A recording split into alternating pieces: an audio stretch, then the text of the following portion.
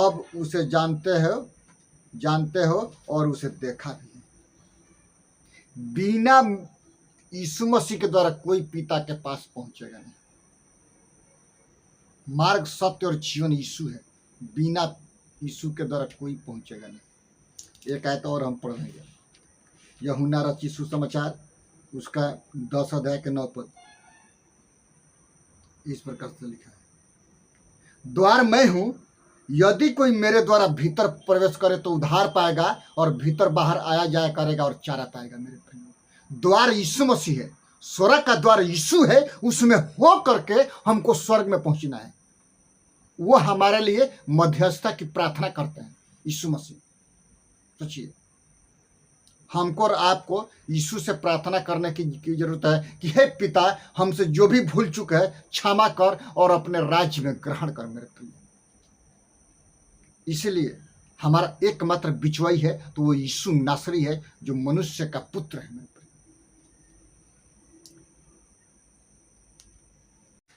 यूहन्ना रचित सुसमाचार उसका 9 अध्याय और उसका 27 पद में पढ़ते हैं। उसने उनसे कहा, मैं तुमसे कह चुका और तुम नहीं सुना, अब दूसरी बार क्यों सुनना चाहते हो? क्या तुम भी उनके चेले होना चाहते हो? यीशु मसीह कहते हैं कि मैं तो कह चुका हूं कि आप मेरा चेला होना चाहते हैं। ये सदूकी फरीसियों की बात है।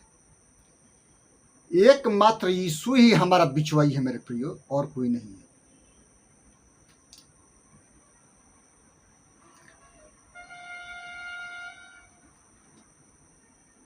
दस के 5 पद में इस प्रकार से है, परंतु वे पराये के पीछे नहीं जाएंगी, परंतु उससे भागेंगी, क्योंकि वे परायों का शब्द नहीं पहचानती। यीशु ने उनसे यह दृष्टांत कहा, परंतु वे न समझे कि ये क्या बातें हैं जो हमसे कहता है। क्योंकि जो यीशु मसीह की भेड़ें हैं वो दूसरी की आवाज नहीं पहचानती है, लेकिन यीशु मसीह की आवाज हम और आप पहचानते हैं। जब परमपिता परमेश्वर ने सामुएल से 3 बार पुकारा तो चौथी बार में वो सुन गया।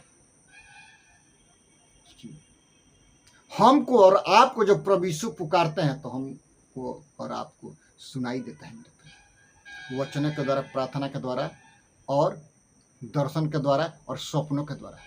इसीलिए हमको और आपको एक दूसरे के लिए प्रार्थना करने की जरूरत है कि हे परमेश्वर, जो भी भूल चूक है